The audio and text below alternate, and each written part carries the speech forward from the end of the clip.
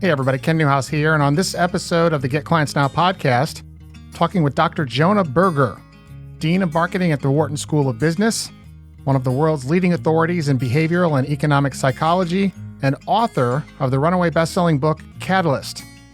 Today, Dr. Jonah Berger reveals information too controversial for his latest book and answers the question, is it ethical to use persuasion methods this powerful in your business?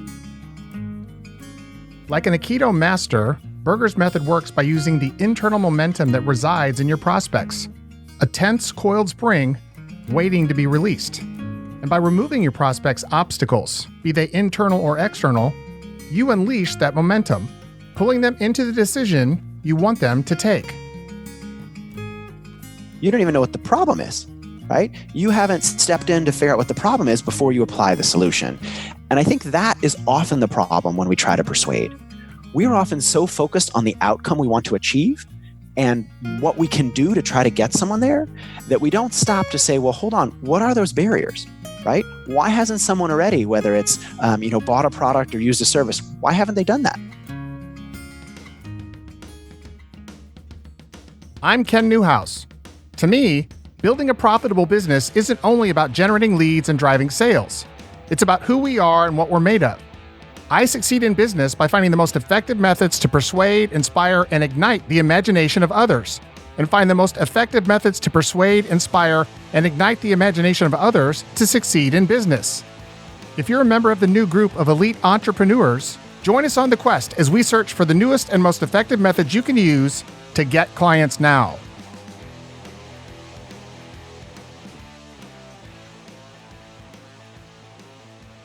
If you're like most people in business today, you've got things that you want to change. Perhaps you want to change your employees' perspective about the importance of doing a better job. Maybe you want your social media ads to generate more leads, or maybe you want your sales process to be easier and more effective. But like everyone else, you realize that change is hard. As we get further into the new knowledge economy, it becomes increasingly harder to persuade prospects and clients. So, Dr. Berger, on behalf of myself and the members of the Get Clients Now Nation, I want to welcome you to the show today. How are you doing? Good. Thank you so much for having me. Really appreciate it. What's something about you that people in the marketplace don't know? Something unique, something special that people in the marketplace don't know about you, but you'd like them to know? It's a great question. I think at the core, one trait that I think is a great trait to have is just being curious. And I think as you get older, it's hard to be curious. You see the world, it's the same world you woke up with in the last morning, you woke up today. As we gain expertise in an area, we think we know more and more. We often don't notice the things that we don't know about. And some person told me this once, and I thought it was a great piece of advice. They said, every 6 months or so, move the paintings or wall coverings, whatever it is around in your house, because you start not to see them, right? The painting's on the wall, but you've seen it so many times in the same place that you essentially ignore it. Move things around and you'll see them in a new light. And I think that's a really great way to think about the world more generally. We're so used to seeing things a certain way. We're so used to thinking that we know a lot about the domain that we've chosen to work in or to be in, or even our families themselves. And being curious and being willing to see things from a different light, I think is a great trait to have. That's a really good point you bring up, because curiosity, I think, as it relates to parenting and even with being an employer, I think too many parents and I think too many employers, and I can certainly speak for myself, kind of put the kibosh on the curiosity that our kids have or the curiosity of our employees because we want them to focus on something else that we want them to focus on. But I do think that there's a lot to be said for allowing those individuals, whether it's a child or in fact one of your team members, to be curious. But having said that, I want to follow up with the next question. Was there a time in your life, or can you remember a time in your life where through an instance or maybe a conversation with someone or through a lesson that you learned that you became incredibly curious, like really dialed in on the topic of wanting to know more about human behavior? What it is about human behavior that causes people or leads people to make the choices that they make? And then a follow-up question that is very simply, is there an ethical way, and I know there is because you've outlined it in the book, hence the question, but is there a way, a method, a strategy that we can deploy to get people to take the actions that we want them to take consistently? Yeah, so I thought I was going to be an engineer growing up. I went to a school that was a middle school and a high school that was like a magnet school. So it was like a math and science and computer science sort of magnet school. And so I went to college thinking I'd be an engineer. I wanted to do environmental engineering. I liked that idea a lot. I get to college. I'm in a class called Science, Technology, and Society, which is all about sort of the intersection between science and technology and the world around us. And we're reading this article about how the way societies build buildings shapes the way that families and kids grow up. And so the basic thesis was, hey, when we live in single-story homes, we're comfortable with our kids playing on the street because we can see them easily and we can see them in front of our house. And so they learn and play with the neighbors and so on. But when you live in a big, tall building, it's harder to do that because we can't see all the way down, or we can't see if it's our kid or something else. And so we're less willing to sort of let our kids out, and we're worried about different things, and it changes the way we raise our families. And I was like, wow, this is super interesting. And so I asked the professor, are there other classes that I could take that would fit along these lines? And they suggested social psychology. And so that's one of the first times that I got really interested in this area. I think I had always been interested in advertising and why people do the things they do. If you went to my dorm room in college, for example, I had a whole wall, as many people probably did at that age, with pictures of ads that they loved, whether it's the Absolute bottle or the Nike ad or whatever it might be. But those classes and that journey really started to encourage me to think about, well, why do people do the things they do? And can we apply the same rigorous tools of math and computer science and the hard sciences to the social sciences? Because I think a lot of times when we think about whether it's persuasion or why products catch on or why ideas become popular, we think it's sort of like lightning in a bottle. We think it's random or it's luck or it's chance, or, I have to be a really persuasive person. And if I'm not born a persuasive person, it's going to be hard to change people's minds. And I find that success isn't born, success is made. How many times have you had a prospect move through your sales funnel, make it to your presentation, a presentation filled with indisputable facts that proved beyond a shadow of a doubt that your solution is best suited to solve their problem? Your presentations, your webinars, flawless.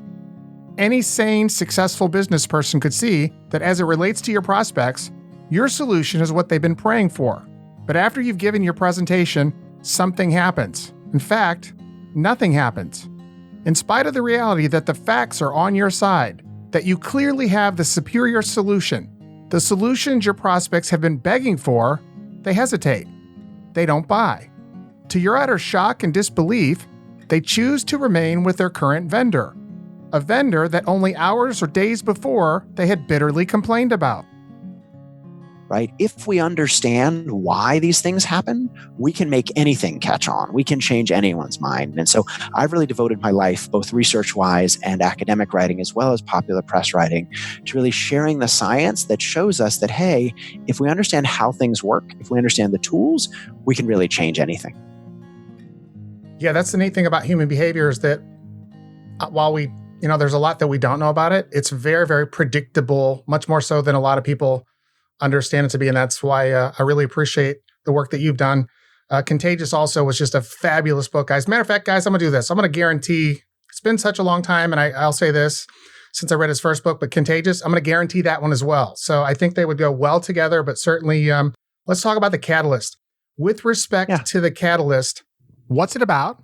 What's at the heart of the book? And my second question, the follow-up question to that is, why'd you write it? Yeah. So let me even take a step back further and talk for a minute about Contagious, because you mentioned Contagious. So at heart, I'm an academic. So I have a PhD from the Stanford Graduate School of Business in marketing. I write academic articles. I teach at the Wharton School. I teach our introductory marketing course. I love research. I love the nitty gritty of data and statistical analysis and all those sort of things. So a few years ago, I came out with my first book, Contagious. And that book changed my life.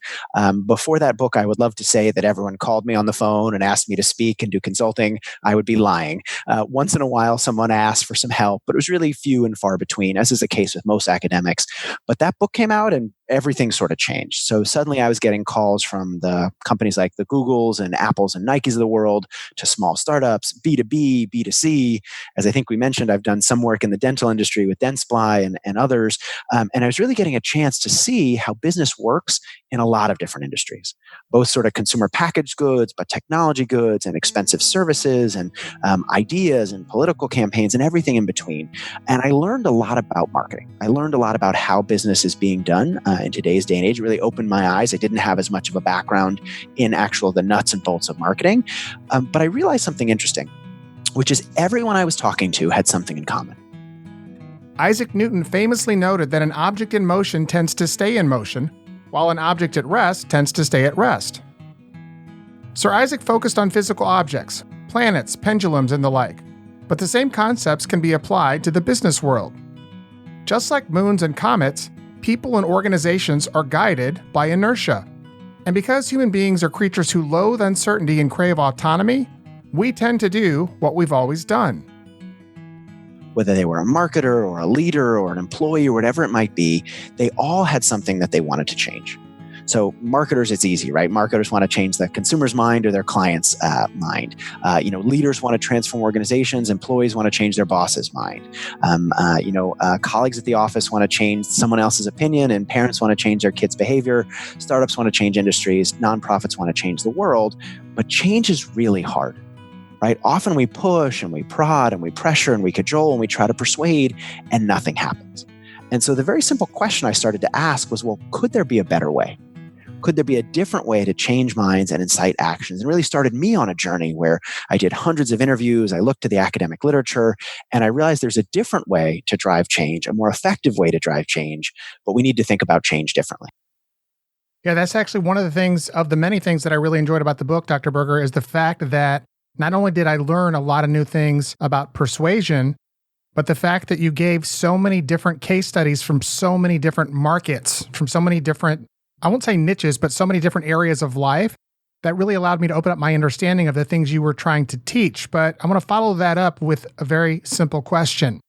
Which part of the book did you like writing the least? And then once you answer that, answer this. Which part did you like writing the most? Yeah. So I think the part I like the least is it's hard writing a book. It's hard sort of locking yourself in that room and getting the ideas out and making sure they're in a way that people can understand. I think I have the same problem that many of us do, which is it's easy for us to understand what we like and what we're good at. But as you said, it's hard to know what we don't know. And it's hard to explain things in a way that others will resonate with. I think the most enjoyable part was sort of the discovery. I think we think that change is about pushing. It's more facts, more reasons, more figures, more information. If I just call one more time, if I just pressure make one more meeting, people will come around. And indeed, when I interviewed hundreds of folks, I said, "Hey, what's something you want to change? What's a way you've gone about to do it?" 98% of the time, we use some version of pushing. And it's clear why we think pushing is right. If we're in a room and there's a chair and we want to move that chair, pushing is a great way to get that chair to go. If I push that chair, it'll move in the right direction. But when we apply that same technique, that same approach to the social world, there's a problem, which is people aren't chairs, right? When we push chairs, they go. When we push people, they often push back. They often dig in their heels and do the exact opposite of what we want them to do. And so if pushing doesn't work, what does? And so it turns out there's something in chemistry that we can learn from. And so as many of you know, changing chemistry is very difficult, right? Turning plant matter into oil or carbon into diamonds takes millions of years. And so chemists often use temperature and pressure to make change happen faster and easier. Squeeze something together, increase the heat, it changes. But there's a special set of substances that chemists use to make change happen even faster, even easier. These substances, they don't increase the temperature, they don't increase the pressure. What they do is they lower the barrier to change. They find a way to make the same change happen with less energy, not more. And these substances are called catalysts. And the same idea is valuable in the social world. When we think about the word catalyst, we just think about a change agent, someone who catalyzed change. But catalyst has a very specific meaning. It's not change by pushing, it's change by removing the barriers. If you're like me, or better, like I was a couple of years ago, when you face resistance from your prospects and clients, you react by pushing even harder. Always be closing, as they say. You pitch an amazing product, a superior service, and the client doesn't buy. So what do? You send them even more information, believing that sending more facts and reasons is the solution.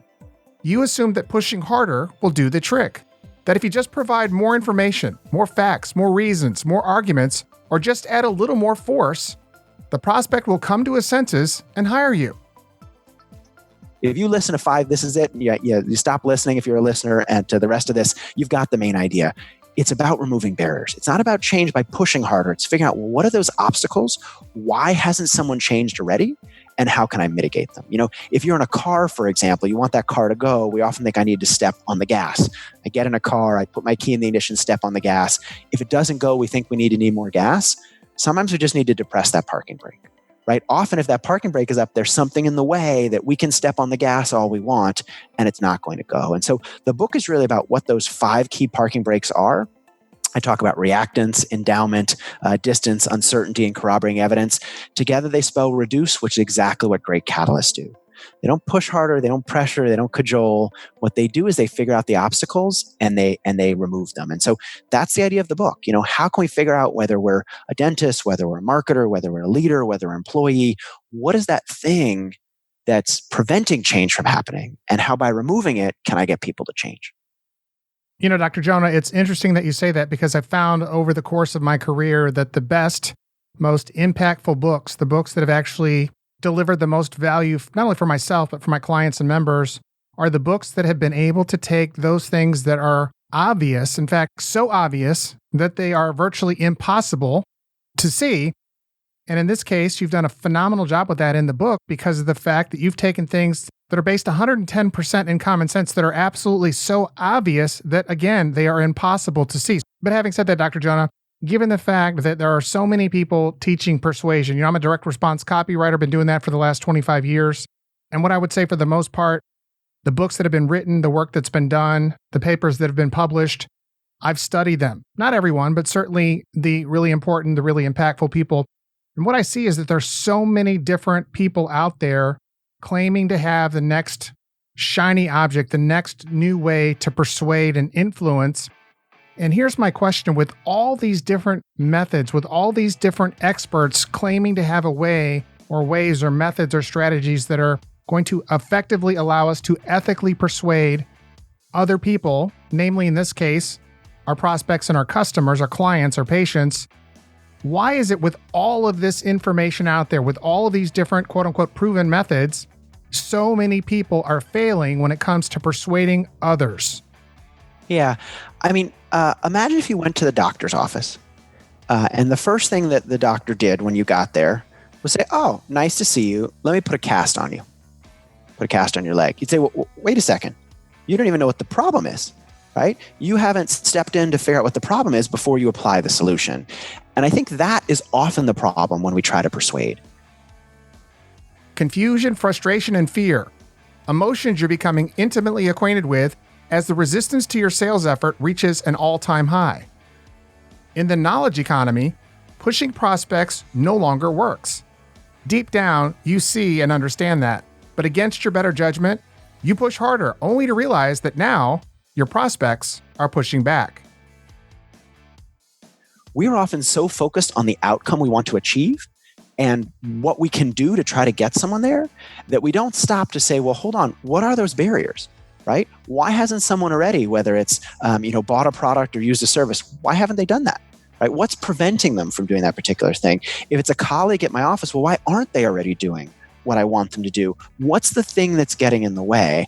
And I think we're so interested in what we want to achieve that we don't take a step back to do that diagnostic and figure out what's happening. And that's the challenge, right? We can push all we want. We can add more reasons. We can use a lot of different techniques that come out of persuasion that certainly sometimes are effective. What those techniques do is they just push people more.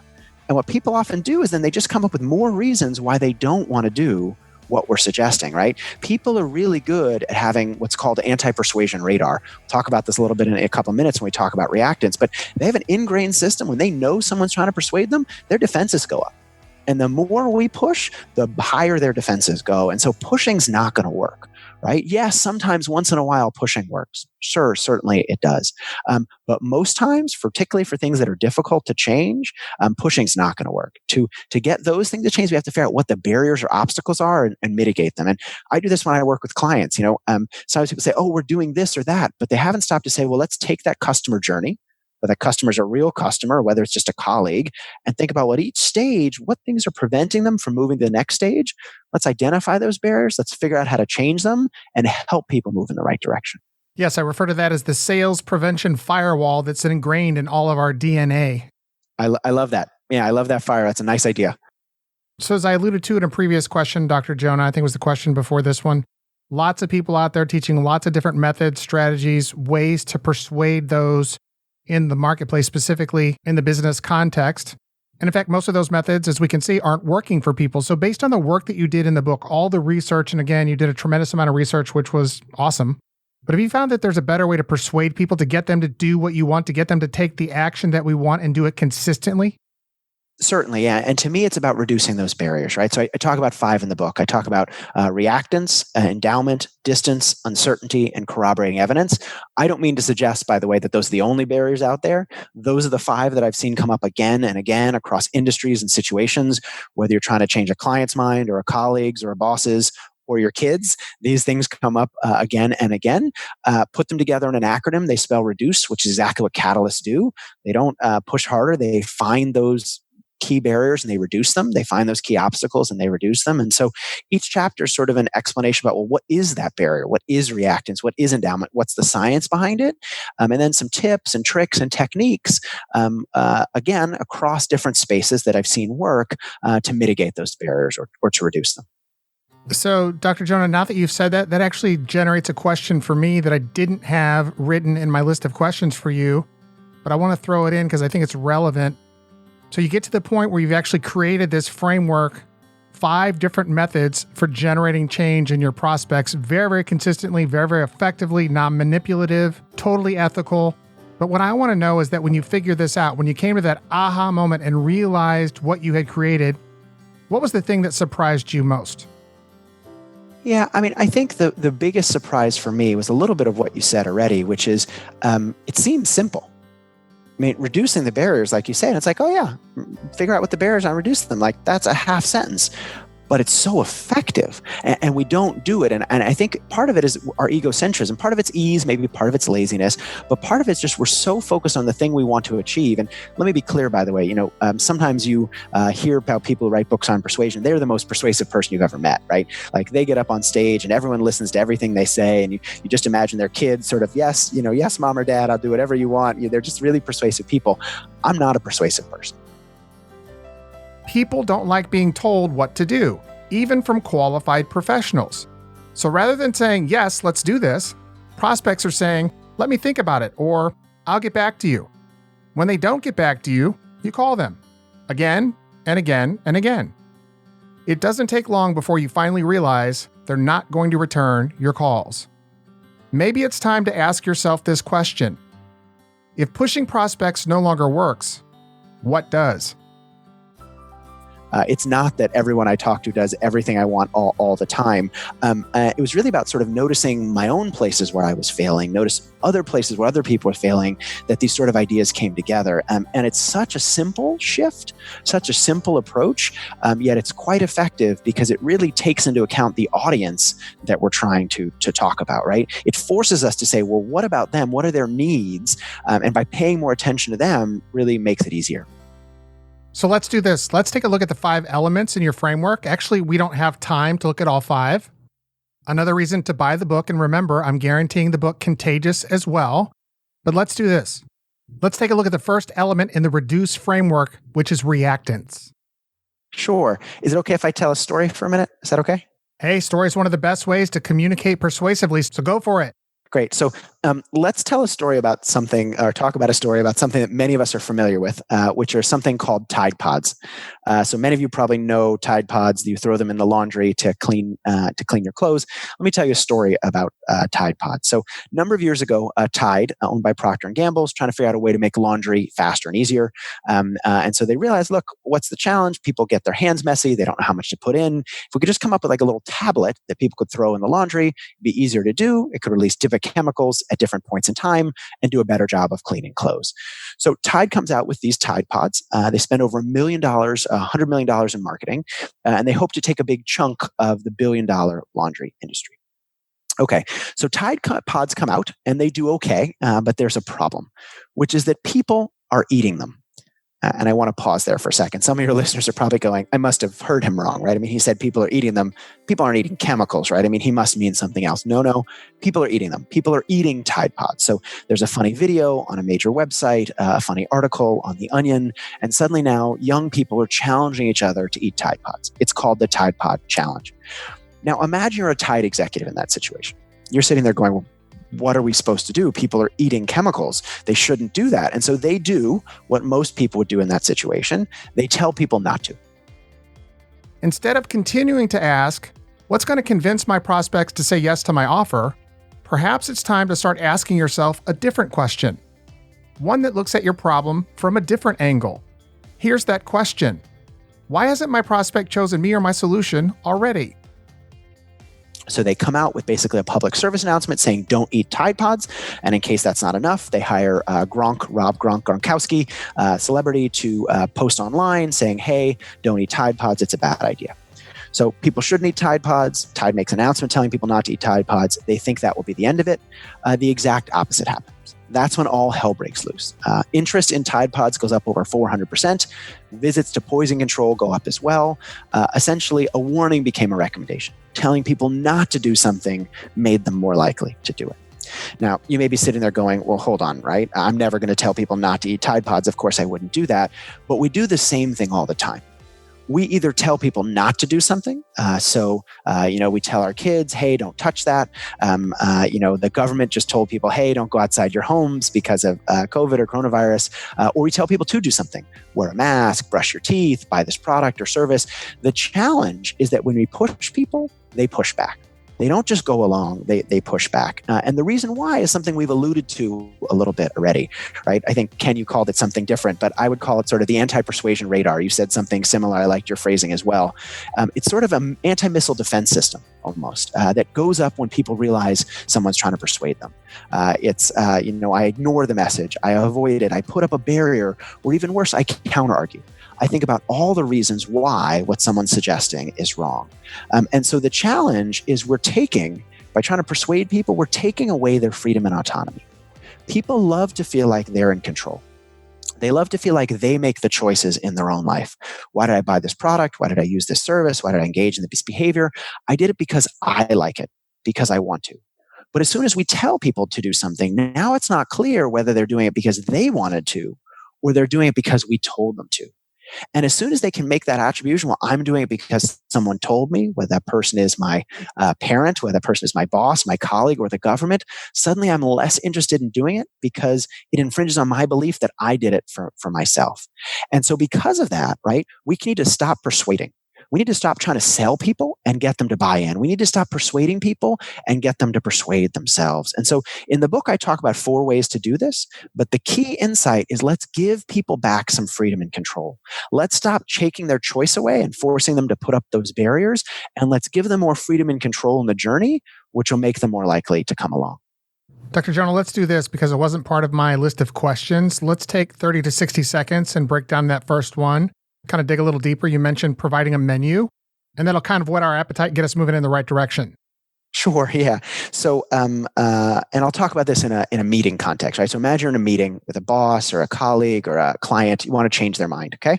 So, often what we do is we present one option. We tell them why this is the best solution, why they should buy this product, use this service, or within an organization, do something in particular. People know we're trying to persuade them. Yes, they're listening. Yes, they're polite, but their anti-persuasion radar's up, right? They know, hey, you're telling me I should do this thing, but that's because you like it. right? If you're a consultant pitching me a service, well, of course you're telling me this service is good because it's your service, right? Of course you tell me it's really good. If you're my colleague and you're telling me you should adopt a certain program, of course you'd say that because it's a program you'd like. And so they spend the entire meeting poking holes in your argument. Think about all the reasons why what you suggested is a bad idea. It's going to cost a lot of money. It'll be difficult to implement. How are we going to make it work? Almost like a member of a high school debate team, right? They're figuring out why your argument's wrong, and it's going to come crumbling down. And so what great catalysts do is they don't give people one option. They give them multiple. They give them 2, 3, maybe even 4, because what that does is that shifts the role of the audience. Now, rather than sitting there and think about all the reasons wrong with what you suggested, now they're sitting there going, well, she gave me 2 or 3 options. Which of them do I like better? Perhaps the key to getting better results, the secret for overcoming your prospects' inertia, changing their minds and inciting action isn't going to be found in you becoming more persuasive or by pushing harder, but by developing the ability to remove your prospects' barriers to change. And because they're focused on the positives and because they're focused on why they like what they're seeing, they're much more likely to pick one at the end. I call it providing a menu because you're not giving people infinite choice, right? When you walk into a restaurant, they're not giving you 1,000 options. They're giving you a limited choice set. They're choosing the choice set, but they're allowing you to choose from within that choice set. Because by giving you a choice, you've got that sense of freedom and control. Right now, I get to pick, but by choosing the choice set, they've shaped the journey. And parenting experts talk about this as well, right? You want your kid to brush your teeth, you tell brush your teeth, they're going to say no. You say, okay, do you want to brush your top teeth or your bottom teeth? Right? Do you want to brush your teeth first? Do you want to put your pajamas on first? You give them choice. Now suddenly they're thinking about, which one do I want to do? And they feel like they've gotten to choose rather than feeling like, well, my parent told me what to do, so I'm not going to do it anymore. So if you're wondering if this framework will work for you, my answer is a resounding yes, it will work for you. But having said that, you're going to have to invest some time and sit down and think about this, run this through in your mind, ruminate on this framework and what it means and how you can deploy it in your business. And so, Dr. Jonah, my question to you is, why is this element in the framework so critically important to the success of, as an example, a business owner, a professional? We work with a lot of dentists and podcasters, a coach, a consultant. What is it about this particular element? I don't know exactly why you put this element first in the framework, but it seems to me that it's especially important, and I wanted to get your feedback on that. Yeah, but that's at the core of what the idea is, right? Whenever we try to persuade someone, often we're telling them what to do. We're often telling them whether it's, I'm a dentist, brush your teeth and floss. Every time people come in, oh yeah, how often are you brushing? Everybody says, twice a day, because they feel bad about saying otherwise. You flossing every day, twice a day? Yeah, of course. Right. We're telling them what to do. And they say, well, hey, don't tell me what to do. Right? It feels bad, whether we're talking in consulting capacity. This is my solution that I'm giving you. Well, of course you'd say that. And so it often feels like we're pushing. And so I think reactance in some sense is the core of why pushing isn't going to work. Because when we push, people's radar goes up and they push back. And so that really helps us understand why we need to reduce barriers in the first place, right? By removing or reducing reactance, only then can we make people more likely to listen. By giving them some of that freedom back, only then can we make them more open to what we're suggesting. Again, not because we told them to, but because we set things up to allow them to come to that conclusion themselves, right? I talk about some great anti-smoking videos or campaigns against smoking where they don't tell people not to smoke, right? In one of these campaigns, they have kids come up to smokers on the street and ask the smokers for a light. And let me tell you, when a kid asks a smoker for a light, smoker says no, right? And what the smoker also does is tell the kids about all the reasons why they shouldn't smoke because it's a terrible idea. And then at the end, what the kids do is they say, well, then why are you smoking? And they walk away. In the knowledge economy, success lies in discovering the hidden barriers that prevent prospects from embracing change. When you understand and implement this, you will be imminently more successful at attracting prospects, converting them into paying clients, and making more sales. By identifying the real reasons that keep your prospects stuck and unwilling to move, you can eliminate them. Right? The kid's not telling the smoker, don't smoke, because the smoker says, screw you, don't tell me what to do. Kid's just asking the smoker for a light. Smoker spends all this time telling the kid why to smoke. And the smoker sits there going, well, if I'm telling the kid not to smoke, why am I smoking? What the kid did is they highlighted a gap between someone's attitudes and actions and encouraged the person to resolve that themselves. And so a lot of the solutions in that chapter are really not about pushing, but about encouraging people to persuade themselves, encouraging people to get to the solution you want them to get to, not by pushing them down a path, but by guiding them through a journey. I would say that while this has actually been true over our existence as human beings, getting people to convince themselves is probably now more important than ever because of choice. We are inundated with choice, and as a result, getting your prospective clients, customers, or patients to actually convince themselves has never been more important at any other time in business. And so using this approach, using this element of the framework, like I said, is more important than ever, because after all, if you think about it, we're in business to make a profit on purpose. Yeah. What are your thoughts on that, Dr. Jonah? That's a really nice observation. And I don't know if I had thought about it before, but once you said it, I certainly agree with you. I mean, not only are we faced with more choices, but we're also faced with an onslaught of people trying to change our minds, right? From the number of emails we get every day to the number of phone calls we get to, even some pieces of mail in our mailbox. Lots of people are trying to convince us of things. And so we've gotten much more used to sort of swatting them down. Yeah, don't tell me that. Don't tell me that. No, I'm not even going to listen in the first place. And so I think, we have to get people to be open to listen before they're open to change. I certainly talked to lots of business people for this book, but I also talked to lots of folks like hostage negotiators or substance abuse counselors or, a rabbi who got someone to renounce the KKK and become Jewish. Situations where you think there's no way these people would change. And what a lot of these folks talked about is you really have to get people to be open to change before you try to move them to change. And so that's really the first step. We can't just tell people what we want. We have to make them open to even the possibility of changing before they'll consider what we want them to do. Okay, so let's do this. Let's go ahead and jump ahead to the fourth element in the framework, and that would be uncertainty. And then if you could, tell us what uncertainty is. And then in addition to that, I'd like you to give us a real-world example of someone within the marketplace who's doing an exceptional job utilizing this fourth element of the framework, uncertainty. Yeah. So anytime we have change, there's some uncertainty. We're asking people to let go of something they've been doing and switch to something new. And the challenge is it's not just costly to switch to something new, right? It takes money, it takes time, it takes effort. There are switching costs, whether it's buying a new car, using a new service. We have to pay money and all those other things. But the costs are often upfront. You want me to use a new procedure? I have to learn that new procedure and I have to pay for it. You want me to buy a new product? I have to pay the money for it. But the benefits are later, right? It's going to make my business better. It's going to save me money, but it's not going to save me money right away. It's going to take some months before it saves me money. And that benefit is uncertain. The cost is certain. I'm definitely going to have to pay for this product or service. And the benefit is later and it's uncertain. And let me tell you, most people don't want to give up a certain thing now for an uncertain thing later. Behavioral scientist Kurt Lewin once noted, if you want to truly understand something, try to change it. But the reverse is also true. To truly change something, you need to understand it. It wasn't until recently that I stopped making this mistake. The mistake I'm speaking of occurred when I would interact with prospects and clients. My mistake, which was a costly one, was that I was focusing primarily on myself. I focused on the outcome I was looking for, the change I was hoping to see. I was blinded by the belief that I was right, that I knew what was best for my prospects. When prospects couldn't or wouldn't make the decision to buy, I assumed that if I just provided more information, more facts or reasons, they would come to their senses and hire me. But increasingly over time, things didn't go as planned. That certain thing now may not be great. It may not be perfect. It may not be the best thing out there, but people tend to stick with the status quo. In the book, I talk about the status quo bias. People stick with what they're doing already because it feels safe. Yes, the product or service or way of things that I'm doing already, it's not perfect, but I know what it is. Whereas this new thing, you're telling me it's better, but I'm going to have to pay all these costs to switch. And it might be better, but it might not be better. And I'm going to have to pay all those costs to do so. I'll just stick with this thing I know already. And so the biggest cost isn't money. It's not time. It's not effort. The biggest cost is uncertainty. I'm sitting there going, yes, you marketer, yes, you dentist, yes, you person say your thing is better, but how do I know it's actually better? And so I'll just use an example, one I talk about in the book, but I think that illustrates this nicely. Think about this company, Dropbox. So many of us are familiar with Dropbox. It's a cloud storage company.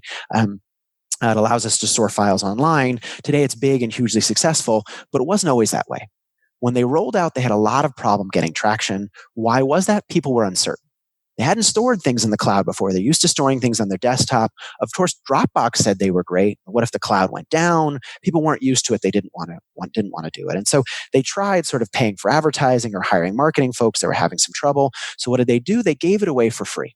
They said, hey, anyone who wants to try Dropbox can have 2 gigabytes for free. And you might say, well, hold on. How can you give away a product or service for free? You can't make money giving away things for free. What they did is they leveraged something called freemium. You give away one version of something for free, but then you encourage people, if they like it, to pay full price for more premium version. Once you hit 2 gigabytes of storage, okay, well, then you're going to upgrade to the paid version. It's clear why people like free. It's free, but companies love it as well. Why? Because it lowers that barrier to trial. It makes it easier for people to experience it themselves. Sure, Dropbox is going to say it's great. Sure, a marketer would say a product is great. But what it does is it makes it easier for people to experience themselves. Hey, it's free? Okay, I'll check it out. I'll see if it's actually good. And if I've been using it, well, then I'll be willing to pay more. And you might say, well, hold on. I'm a dentist. I can't do freemium. I can't give something away for free and then have a premium version. But you see this principle all the time more broadly. Test drives for cars. What do test drives for cars do? There's no freemium there. But what it does is say, hey, you don't want to pay $30,000 before you can experience what something is like. I'll let you sit in the car and try it out.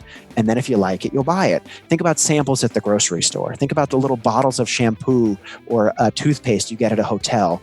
What all these things do is they lower the barrier to trial. Not just the monetary cost, but the uncertainty. They allow people to experience an offering and actually see if it's good. Because once they've experienced it, no one's going to be better than themselves at saying, well, if I like it, it must be good. And so, sure, if your thing is good, whether it's a product or service or idea, figure out a way to give people a taste of it, a sample, a way to use freemium, a way to lower the barrier to trial. Because they've experienced it themselves and they like it, they're going to be willing to pay for the full version and bring you more clients, more customers, wherever it may be. All right, so Dr. Jonah, I'm going to throw you a curveball here, but from the business owner's perspective, everybody listening to this show, every member of the Get Clients Now Nation knows, hey, I can trust Ken. Ken is telling me that this is an awesome framework, that I need to invest in this book and use it. Everybody also knows at the same time who Dr. Jonah Berger is. World-renowned expert in the field of persuasion and communication. Everybody knows that. But this is where I'm going to need a little help from you. There's no doubt that people who are listening to this are going to invest in your book. I already know that. But what about the business owner who is at that point where they're like, sure, I'm going to buy the book, but when it comes to actually deploying this framework within my business, I've got a level of uncertainty that I've got to get past before I'm ready and willing and able to do that. I know it'll benefit my business. Like I said, I trust Ken. I know Dr. Jonah Berger. I trust him. But I need you to help me. I'm talking as the business owner now. Dr. Jonah, Dr. Ken, I need you to help me get over this hurdle of uncertainty. In that instance, Dr. Jonah, what would you say to that particular individual? Yeah. So a couple of things. So first, I have a couple appendices in the book, which are really just about starting in the first place. How do you find those barriers? How do you figure out what those barriers are in your own business, in your own industry, whatever it might be? We tend to have barrier blindness. Barriers tend to be everywhere. We tend not to see them. And so there's a resource there for identifying what those barriers are. But I thought a lot about uncertainty myself.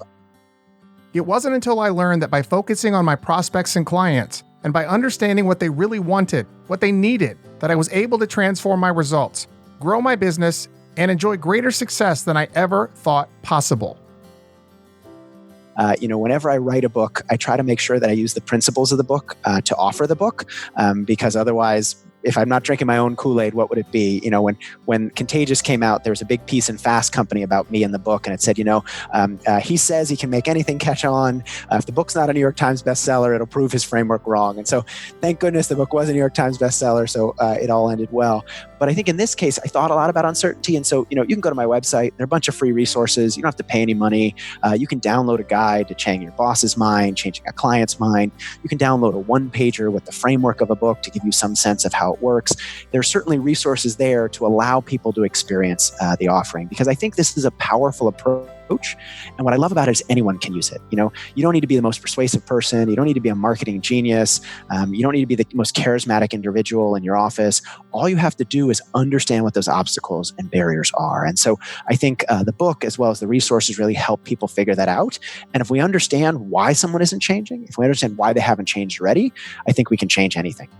That's good. That's really good. Hey, listen, I really appreciate being here with me today, but I got one more question. What's the one question that I didn't ask you today, Dr. Jonah, but I should have asked it? Yeah. Where should we start first? And I think one place to start first is to start with understanding. And I think, we've talked about this a little bit already, but one of the hostage negotiators I talked to really said it really well. He said, negotiators, when they start out, they want to jump to influence. They want the first thing they do to tell someone to do something, put your hands up, don't do what you're doing, come out, whatever it is. And it just doesn't work. We have to start with understanding. And I think we've talked about that a little bit, but I just want to underscore it. I think if we don't understand the person, the organization, the thing we're trying to change, we're not going to be effective. I can't tell you how many clients or individuals I work with who say, I tried to change this thing and it didn't work. And I say, why? And they go, well, what do you mean why? And I go, well, why didn't that person change? Why didn't it work? And they go, oh, I don't really know. And if we don't understand the person or organization or thing we're trying to change, if we don't start with that understanding, it's going to be really hard to create change. Dr. Jonah, you mentioned again, hey, we can go to your website to get all these cool free resources, find out more about the book, read more about you. So what exactly is the URL? Because of the uncertainty principle, people will be uncertain. I want them to go there. What is the URL for your website? Yeah, it's just my first name, last name.com. So Jonah Berger, JONAHBERGER.com. There's a resource tab there. It has resources for all of the different books, but a bunch of stuff is there. And also, I love answering folks' questions. Feel free to reach out on LinkedIn or on Twitter at J1Berger. All right, well, that's going to be a wrap. Hey, listen, Dr. Jonah, I really appreciate you being on the show today. The book is absolutely phenomenal. The Catalyst, guys, remember, 100% money back guarantee on the book. Buy it, read it, deploy what's in the book. Doesn't work magically. You have to deploy it. You will benefit multiples, not only of the money that you invest in the book to purchase it, but in the time you invest in putting these principles, this framework into play in your business. So with that, Dr. Jonah, thanks again, and be talking to you soon. Oh, thanks so much for having me. Our objective with this podcast is to help you and your business stand out in the marketplace by crystallizing your messaging, marketing, and communications.